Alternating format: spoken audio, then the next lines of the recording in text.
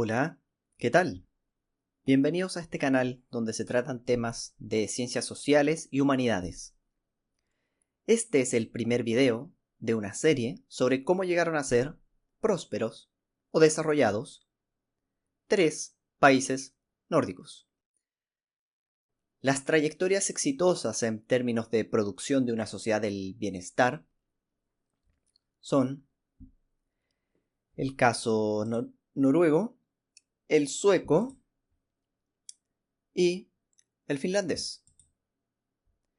Me voy a basar sobre todo en un libro que salió publicado recientemente en el Fondo de Cultura Económica, que es La Lección Nórdica, de José Miguel Ahumada, Esther Wirth y Fernando Sostroff. Este libro será la fuente principal de esta serie de videos, pero no será la única. En cada caso añadiré otra. Sin embargo, el libro no comienza directamente describiendo la trayectoria socioeconómica de alguno de los casos, sino que al principio nos presenta una introducción que permite situar la relevancia de estudiar cómo llegaron a ser prósperos los países nórdicos. Concretamente, ¿por qué estudiar ello es importante teóricamente? ¿Qué tesis o teorías de las ciencias sociales se ven reforzadas por la historia de estos casos y cuáles se ven, al menos, parcialmente refutadas? Este primer video contiene una explicación de dicha introducción, más algunos datos y reflexiones propios.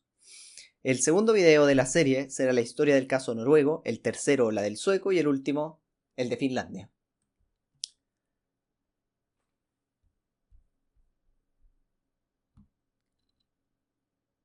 Este trabajo de investigación se publicó en Chile con la pretensión de discutir con la realidad chilena. ¿Por qué razón los autores querían tematizar la trayectoria chilena a raíz de su comparación con tres casos nórdicos? Porque el punto de partida inicial de esos países, tanto en términos de ingreso como en términos de matriz productiva, era similar al chileno. En este sentido, estas trayectorias de desarrollo muestran que siguiendo políticas, al menos parcialmente diferentes de las que se han implementado en Chile, han logrado construir economías dinámicas, productivas y sociedades con altos niveles de bienestar. Las tres trayectorias son economías relativamente pequeñas, tanto en términos de población como de geografía, y son abundantes en recursos naturales, particularmente bosques, acceso marítimo y, para el caso noruego, petróleo. Hasta mediados del siglo XX, sus matrices exportadoras estaban especializadas en lo forestal, pesquero e incluso cobre, en el caso finlandés. Ello es similar a las exportaciones que ha hecho Chile durante el siglo pasado y también durante el siglo XXI. En términos de ingreso per cápita como porcentaje del de Estados Unidos, Chile no se distanciaba tanto de Noruega y Suecia, e incluso hasta los años 30 del siglo pasado estaba por sobre Finlandia. Noruega y Suecia estaban entre un 55 a un 60% del ingreso de Estados Unidos y Chile en torno a un 40%. El ingreso de Chile prácticamente no cambia entre 1950 y 1970. Se mantiene en torno al 30% per cápita. Sufre una profunda caída en el periodo 70-90, llegando a representar el 20% per cápita del ingreso norteamericano. En las dos últimas décadas, Chile experimentó un cierre de brechas, especialmente a raíz de la alta demanda de sus exportaciones en el mercado mundial, sobre todo cobre. De esta forma, en la actualidad, el ingreso chileno es 40% per cápita del ingreso de Estados Unidos. En cambio, lo que vemos en las tres trayectorias nórdicas es diferente. Noruega incrementó rápidamente su ingreso desde la década de 1970, superando a Estados Unidos a partir de la década del 2000, representando hoy un 145% per cápita del ingreso norteamericano. Finlandia tenía una brecha con Estados Unidos casi igual a la chilena hasta el año 50. pero actualmente su ingreso es 75% per cápita del ingreso norteamericano. Suecia, en cambio, salta desde un 55% a mediados del siglo XX a un 80% del ingreso de Estados Unidos per cápita. Este crecimiento tan sostenido del ingreso que muestran estos tres países se realizó a través de diferentes estrategias, pero todas implicaron cambios sustantivos en sus matrices productivas y exportadoras. La tesis a la que apuntan los autores es que en dichas transformaciones jugó un papel muy relevante el Estado. Lo que produjo el éxito económico de estos países no fue la desregulación del mercado, no fue la retirada del Estado de la economía, no fue una reducción de impuestos o una férrea defensa de la propiedad privada, sino que un activo rol del Estado en coordinar y dirigir la economía, en conjunto con la acción de empresas privadas. Estos elementos permitieron incrementar sostenidamente el ingreso de estos tres países. Es decir, las recetas que propone el pensamiento económico liberal, al menos en sus versiones más radicalizadas, no fueron las que permitieron alcanzar el bienestar en estos casos. Además, los autores señalan que la visión más extendida del desarrollo, que defiende una visión más clásica de la teoría de las ventajas comparativas, tampoco permite explicar la trayectoria virtuosa de estos países. En este sentido, los autores delimitan el conjunto de tesis que critican con este libro. Aquí les voy a explicar de manera muy simplificada para que podamos comprenderlas. Los autores señalan que la visión dominante sobre el desarrollo le atribuye al Estado una función única de arquitecto de instituciones que aseguren el libre comercio y protejan la propiedad de los actores que crean valor, los que serían fundamentalmente los empresarios. Las premisas de esta visión se pueden sistematizar en los siguientes puntos. Punto 1. La creación de valor de una sociedad es materia de una unidad económica, la empresa, en un contexto institucional específico, la competencia de mercado. La innovación en procesos productivos y estructuras organizacionales, junto a la elaboración de nuevos bienes y servicios, son resultado de los actores privados que, bajo la compulsión de la competencia, se ven forzados a crear nuevas capacidades productivas, nuevos productos o nuevos servicios. Cada país debe especializarse de acuerdo a sus ventajas comparativas asignadas por el mercado mundial. Los sectores que el país debe estimular para su inserción comercial deben ser los determinados por el propio mercado, conforme a su dotación de factores dados.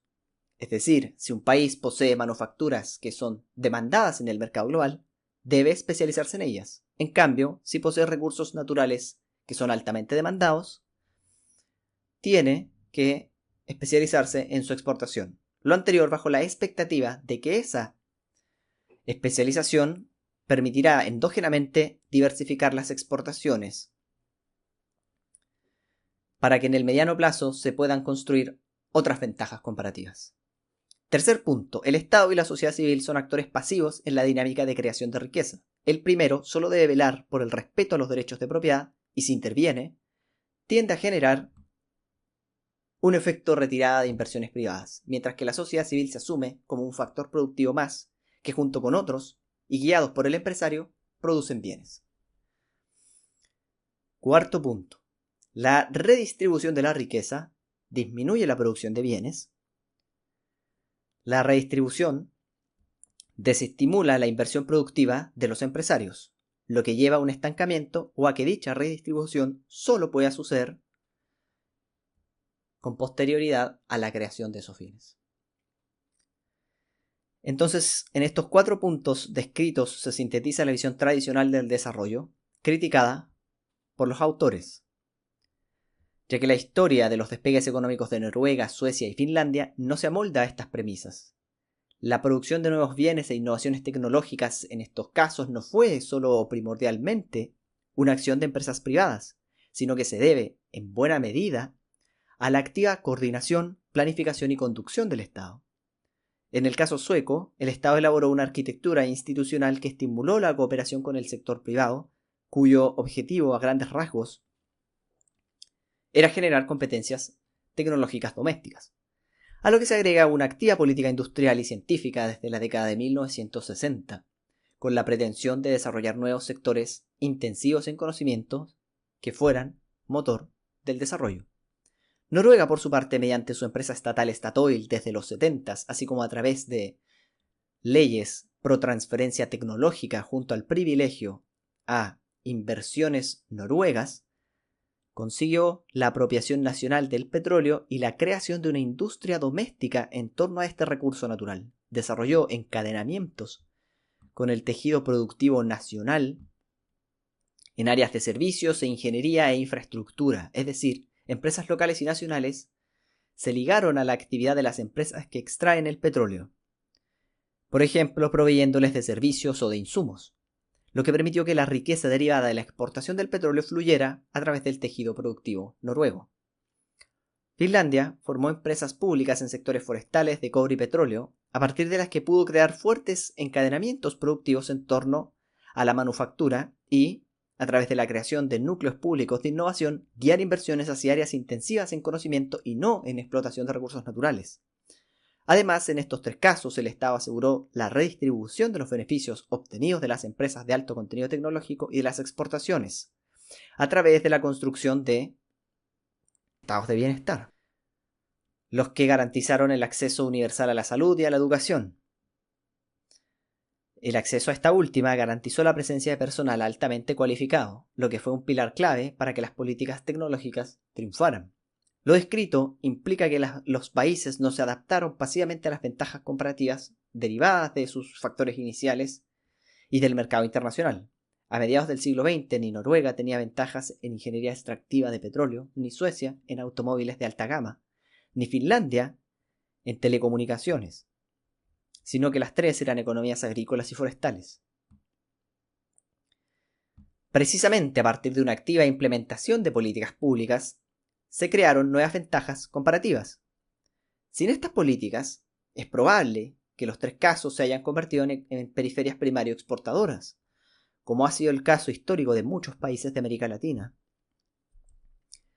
Es decir, países cuya principal exportación son recursos naturales de poco valor agregado y no bienes industriales con alto contenido tecnológico. Finlandia y Suecia lo hicieron vía empresas públicas, protecciones y subsidios.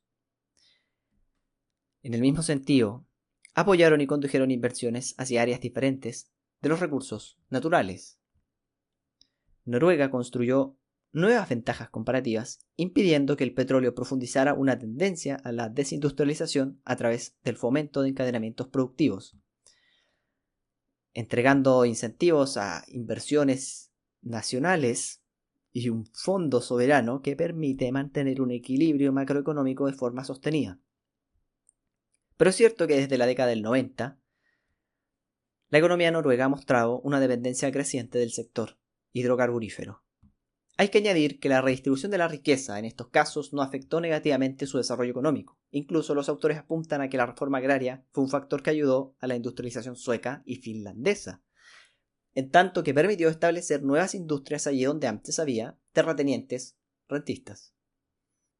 Me remito a una cita textual. En último término, la economía de mercado, en estos casos abierta al comercio y altamente competitiva e innovadora, fue dirigida por una profunda arquitectura pública, que se centró tanto en coordinar y directamente crear valor, como en asegurar una base social desmercantilizada en salud y educación que mantuviera la cohesión social y redistribuyera los frutos de la creación de valor.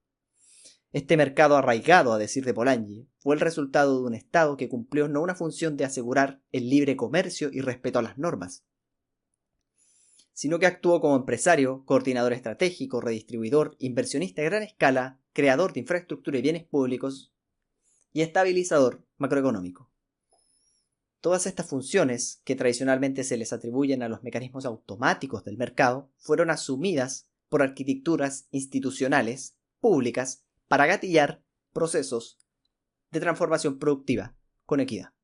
Antes de finalizar, voy a entregar algunos datos para que apreciemos lo prósperos que son estos tres casos, algunos de los indicadores positivos que han alcanzado a través de sus políticas.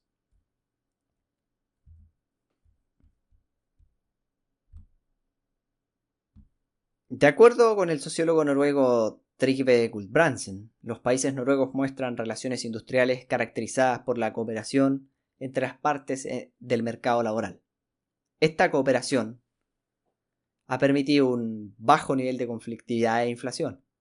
La desigualdad de los países nórdicos está entre las más bajas del mundo. La confianza interpersonal está ampliamente extendida y las instituciones políticas gozan de una alta legitimidad. En términos de indicadores concretos, según el Banco Mundial, 0,2% de la población en Noruega está en situación de pobreza, entendiendo pobreza como sobrevivir con menos de $2.15 al día. En Suecia, 0,6% de las personas están en esa situación y en Finlandia el 0%. O sea, comprendamos el alcance de este dato. En Noruega y en Suecia casi no existe la pobreza y en Finlandia no hay personas pobres, no hay. Al menos si lo entendemos como tener que sobrevivir el día a día con menos de $3. El índice de desarrollo humano de estos países está entre los más elevados del mundo. Este índice, calculado por el Programa de las Naciones Unidas para el Desarrollo, resume en un solo número una serie de otros indicadores. Estos otros indicadores son: 1. La esperanza de vida al nacer. 2. La expectativa de la cantidad de años de educación formal que se tendrá. 3. Los años promedios de educación formal de la población. 4. El ingreso bruto per cápita ajustado por el índice de desigualdad de Gini. Entonces, el número que resulta de todos estos indicadores, mediante procedimientos matemáticos que no vale la pena detallar aquí, es el índice de desarrollo humano y sus valores van desde 0, que es el valor más bajo, hasta 1, que es el valor más alto. A 2023 el IDH de Noruega es de 0,970, el de Suecia de 0,959 y el de Finlandia 0,948.